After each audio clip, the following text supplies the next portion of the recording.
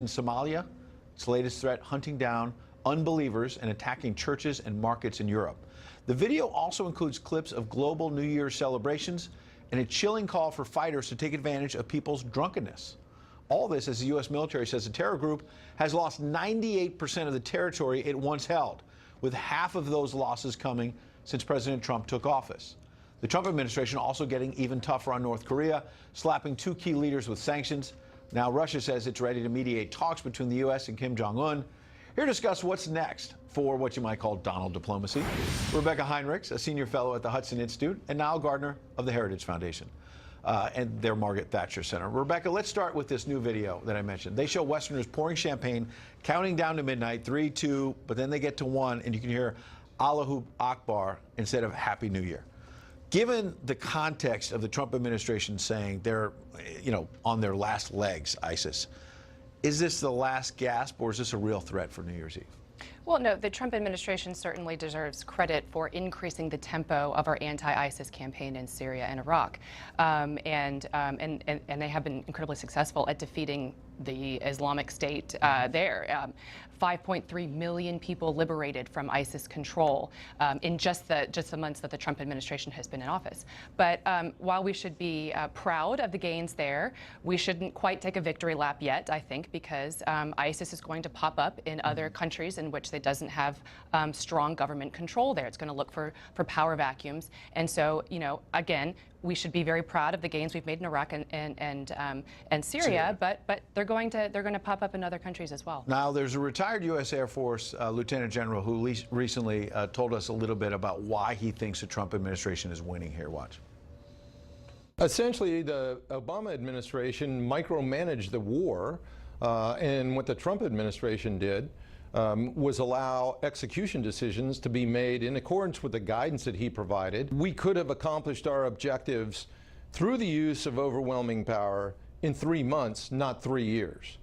Are we just bringing the fight to them? But I wonder, is there a challenge for the Trump administration? You can be winning and knocking out the leaders of ISIS, but as we saw with the Obama administration in 2012, they kept saying Al-Qaeda's on the run and all of that, and then Al-Qaeda kept coming back with terror attacks. You have to be careful with the rhetoric and make sure you can back it up. Absolutely right. Certainly, without a doubt, this has been a staggering military victory in both Iraq and Syria this year. And that is largely due to the leadership of the president freeing the U.S. military to be able to do what is necessary in order to defeat and vanquish ISIS in both Iraq and Syria. However, there's no room for complacency. ISIS has franchised itself across the world. There is a major threat posed by ISIS in North Africa, East Africa, for example, in Europe, in Afghanistan, and across much of the world as well. We saw the bike path attack in New York City. That's correct, here on U.S. soil as well. So absolutely there's no room for complacency. But what we do need to see is the kind of robust leadership that is determined to absolutely crush and defeat ISIS. I do think we have that kind of leadership now in the White House. We've seen the old mantra of leading from behind thrown out of the window. We see a much more aggressive approach. When you hear the word complacency, you might think about the United Nations sometime. We talked about new sanctions against North Korea, and they say they're getting tough. The reform has been a long time coming there. And Nikki Haley, our ambassador, talked over the weekend about cutting their budget big time by over $200 million, what the U.S. is giving. Here's what MSNBC's Joe Scarborough said last week about this.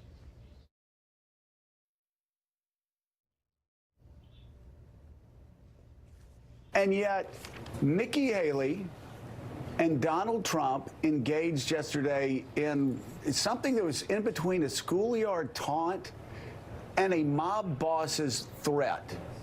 And they did it as our representatives. Rebecca, Nikki Haley, a mob boss? Well, she's certainly strong, and is that where it ends? She's very strong. She's very clear. This is the great American leadership that I have been, wanting. That all Americans, I think, have been wanting for years and years. This cut to the UN is good. It's headed in the right direction. It's not nearly enough. We can do much more. So I think it's time to do an audit of what the American taxpayer is spending at the UN. And if that money isn't working for us well, if it's just there to be anti-Israel, anti-American, then we should cut more. And so I think there's more coming. Good point. Because now you have this budget cut is a reaction from the Trump administration to the fact that the UN was lashing out at the president for doing something that every recent Democratic and Republican president said they were going to do, declare Jerusalem as the capital of Israel. Is this a long time coming for the UN to be shaken up?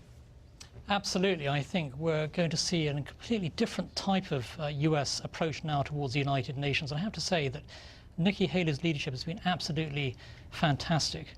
She's really leading on the world stage. This is the kind of leadership that the United States needs at this time, sending a very clear message to the United Nations that it's no longer business as usual. The UN, let's face it, is to a large extent a basket case, riddled with corruption, mismanagement, anti-Americanism, anti-Semitism, and you now have a figure like Nikki Haley coming forward saying enough is enough. And other than that, the UN is doing a great job. Yes, I mean... Other than all that. Yes. Niall? And, you know, I think this is a momentous time for the United States and US leadership. Appreciate your time. Happy New Year almost. Thank you very much. This week, the White House Director of Legislative Affairs, Mark Short, said the president is set to release an infrastructure plan